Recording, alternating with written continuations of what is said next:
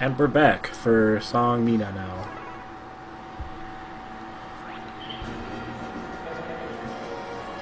But do I want to do that ugly pink jumpsuit outfit? No. Not really. Perhaps not. By the history, a man becomes a soldier, though the history a soldier becomes... Wait, through history. You know what? Fuck it. Here's Song Mina. She is our cute girl of the game. The little sister character. Literally. Sugoi. No. Right, since I don't want to sit through that again.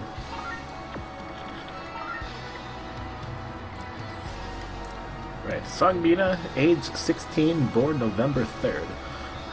Coming in at a height of 159 centimeters for 5'2" for you imperialist swines. 46 kilograms or 100 wait. What do you mean do not want? Yeah, what? I'm confused. What happened? Also, she's discussing her... She actually discussed her weight. Well, because she's a tomboy. If she's a tomboy, she doesn't care if people know how much she weighs. Blood type is A because in Japan that determines personality. Her dad is a secret playable character in this game. Her mom is dead and she uses a Zanbato. In the style of Song's Long Blade. Which is the same one that Huang uses, even though they use completely different weapons. And fight absolutely nothing like each other. Go figure. Yeah, well, still 2 years of cooking to go. Oh boy. No, that's Taki. I think that's the only one in this one. I think Sophia. I guess Sophia is still not old enough yet. Yeah, she's not quite either. Should I do a funny Now, voice? she's being Soul Calibur 4. Should I do a funny voice for Song Mina? I don't know. I don't know if my voice can handle that. Yeah, that's not. But I mean, I can always try. Let's not. Maybe I should do that My Valentine thing from Yu-Gi-Oh! Abridged. Oh God, let's not.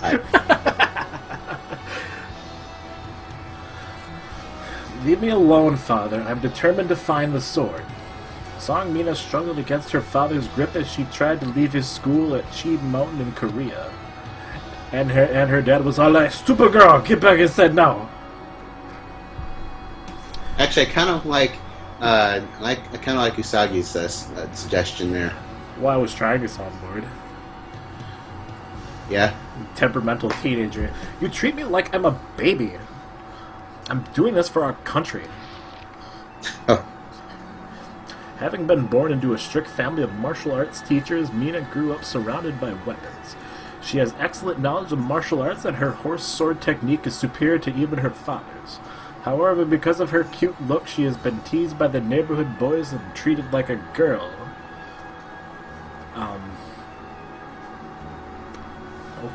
Okay. I'm sure they meant to word that a different way. I think they maybe meant treated like a tomboy? No, because they would call him cutie then. They would maybe treat it like, I don't know. Like I said, there's no way that we can say that without completely stepping on the whole idea. To be honest. I'm just kind of confused. Okay, you're a girl. We're teasing you for being girly? Basically. I'm kind of lost. I'm acting like a stereotypical girl. There you go.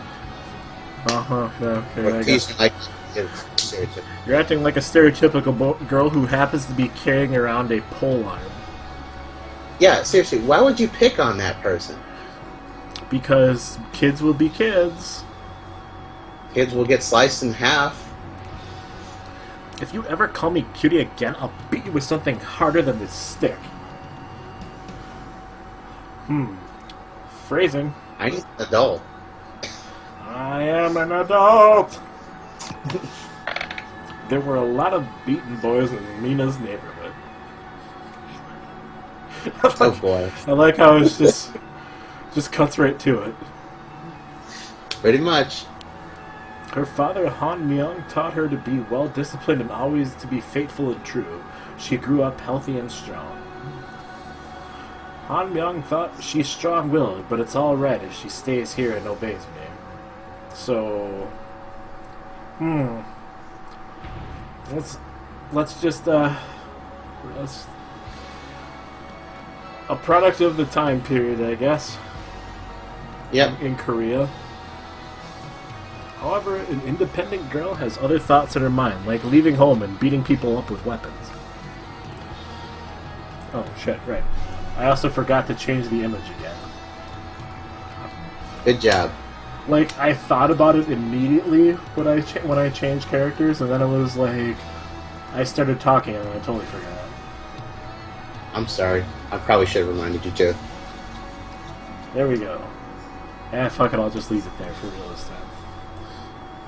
The ever-changing political situation in Korea had become serious, too serious to be called peace. War and invasion was avoided only by the fact that other countries were embroiled in their own problems. However, neighboring Japan geared up for outward expansion and conquest. In these troubled times, suppression was turned to as a means of control. Everyone living in that difficult period knew what that meant. "You could be next," an ominous, disembodied voice said. In preparation for invasion from neighboring countries, the patriotic people of Korea began to build fortresses along their shores. Their leader is Lee Seung-jin, the admiral of the Coastal Defense Force. When a rumor emerges of the Patriot Sword's soul edge, the rumor spreads faster than the blink of an eye and eventually reaches Mina's ears. Mina has grown into a patriotic young maiden. Barred from joining the Coastal Defense Force because of her gender, she jumped at this opportunity. "If I find this sword, I could save my country. I must look for it. Yeah." After packing, she set out on her journey, but her father discovered what she was up to and caught her. "Wong has already been sent out after the sword by government order. What if the rumors are false?" So suddenly he's Mako. Okay. Yeah. I don't know how I'm just going to do a stereotypical Asian voice. Maybe I shouldn't. That's racist. Wang Sung-kyung was the best student best student and swordsman at her father's school. He had already started his search for the weapon. There was a possibility that the rumor could be another scheme. But Mina had already decided to leave, and she was all like, "I am sorry, father." At the tip of the Korean peninsula, a historic temple rests at the foot of Mount Chi. It was originally constructed in the 4th century, but has been rebuilt several times. Running out from her house against her father's will, Mina stopped at this temple to rest. There she saw a suspicious swordsman. This man was trailing the student Huang, who had also sought. We know he's trailing the sword. Why tell us again? Because it's a Claremont-written comic book, that's why. Clearly, because we're being told what's going on again. And Mina was like, "This man is very suspicious. He may have information on the Patriot Sword." Hoping to get to the bottom of the matter, Mina challenged the man to a fight. And Mitsurugi was like, "Wait, was I not just here?" Right, I'm going to save, and so I don't have to read all that again. Very good. I like how it just cut straight to do a timed fight. First, Mitsurugi fight.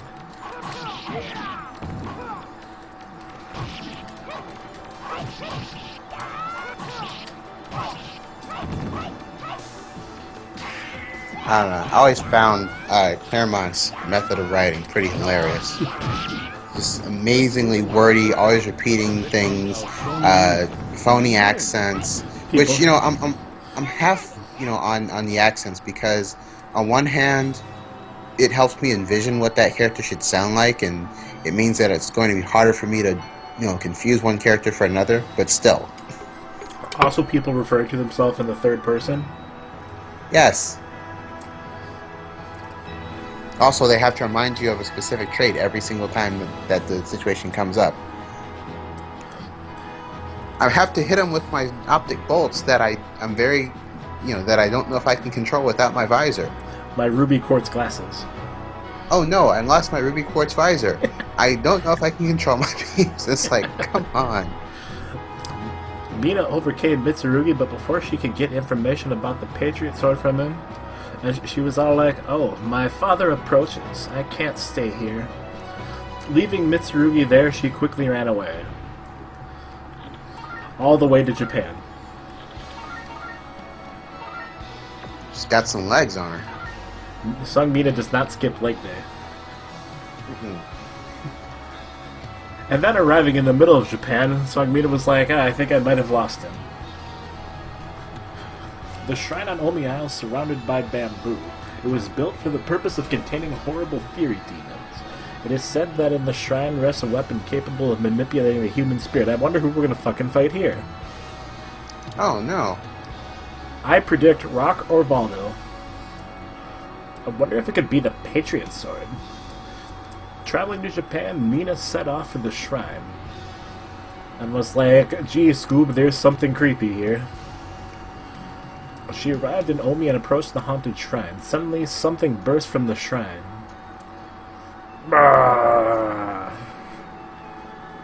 Mina said, completely not terribly surprised, Yow, what's that?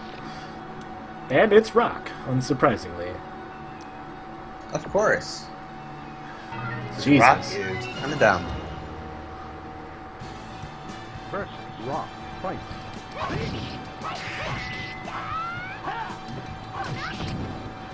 They just love to pick on Rock, I guess. Like I said, he just kind of struck me as not being all that bright, so... Apparently enough intuition to raise a small child. Yeah. But then lose him.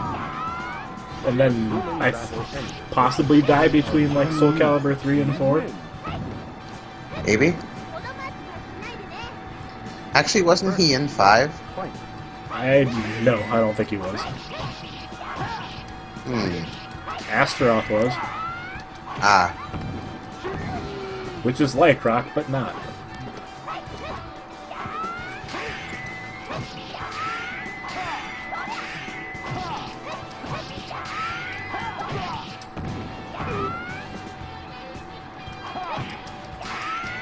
See, I'm curious now. I don't think he was in it. Seeing as how they dropped most of the cast from Soul Calibur 5. He was in 4. And then they brought in Patroclus. First, Rock, fight. What? They brought in Patroclus. Troclos, yes. I just like saying his name because it's fun to say. Patroclos? Patroclus. Patroclet? What? Rock kept getting up, slightly easier to defeat every time. And then she took something from the shrine, I guess. Yeah, he was in Soul Calibur, he was in Soul Edge, Soul Calibur, and then Soul Calibur 3 and 4. Technically, he was kind of in Soul Calibur too. Yeah, except not. In the form of Berserker. Yep. I don't think they ever bothered to actually make that connection. Well, it obviously wasn't Rock, but it was just some guy who happened to fight like Rock. Exactly. Right. Noto Castle is the headquarters... Also, I'm getting feedback, by the way. I just figured I'd make that out of the way first. Noto Castle is the headquarters of the Noto Murakami and the Setonai Pirates, also known as the Murai Sea Force. The fortress occupies the entire island. Naval ports act as a sea barrier as well as keeping the pirate ships well supplied. I thought it was like a naval base. Also, they did the naval thing again. Hina planned to sneak aboard the ship and return to China. What were you going to say? It's a naval. Get aboard the naval ship.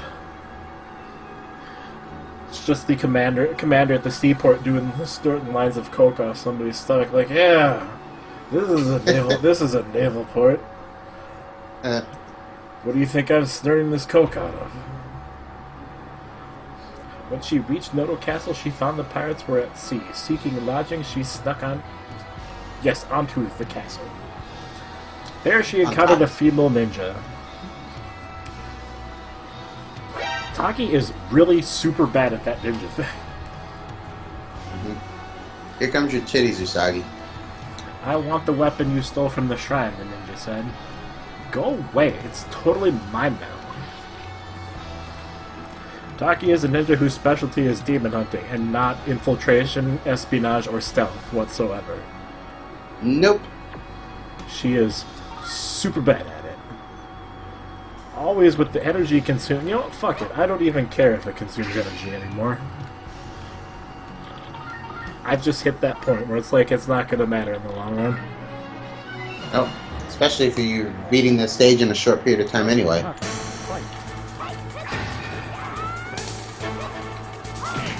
Oh, there's also a time limit. Yeah. Let's say you got a time limit, it doesn't matter. Beast it. That quick? Yep, that quick. You lose.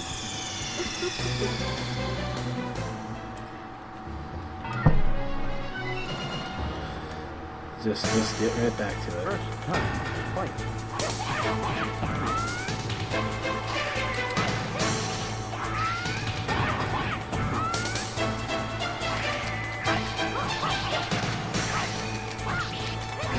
Yeah, it is. The dueling battle ends with the victory of Seung. You win.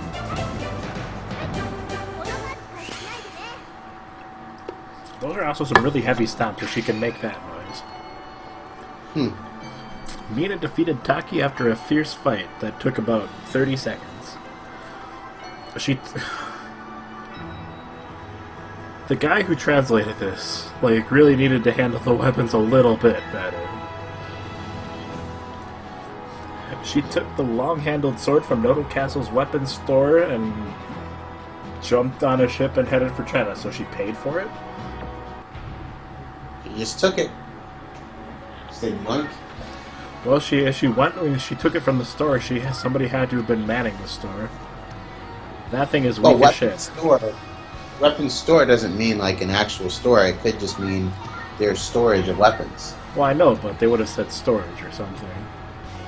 Or No. used a super elaborate word that was really unnecessary. The armament.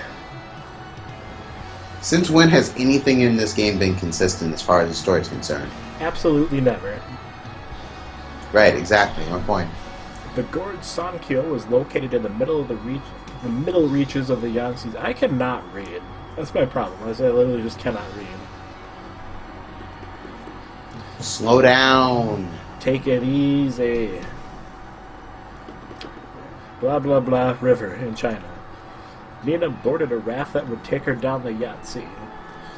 As her raft passed under a bridge, a man dropped down, landing beside her. And Li Long was all like, "Hey babe, I need to take this raft. Leave your sword and get off now. Just swim to the shore." And then it was not it's obvious who's talking, but they don't really bother saying. Yeah, right. As if. And then Li Long was like, "Okay, well, I guess we'll fight them." Me with a spoon. Gank me with a spoon.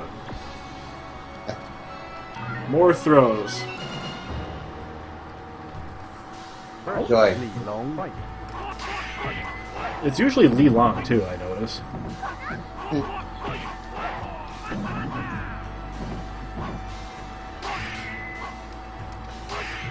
How come they mentioned that Mitsurugi killed him in the other story, but in this one, he doesn't seem to know? Li Long. You lose. I don't know. Guess we'd find out if we played. We did a Ling Long story already, didn't we? We have not. First, Oh, okay. Li Long. Well, that would be, I guess, a good one to see if maybe he finds out partway through or something. And wow, he blew you away. Yeah, I got wrecked. Yep. And I got wrecked again after one throw. Dueling, you lose. Yep. And as you can see, the delay isn't quite as bad as it has been. So And my phone's about to go off, so next time on Radical Bromance, more throwing. More Basket. songs long blade.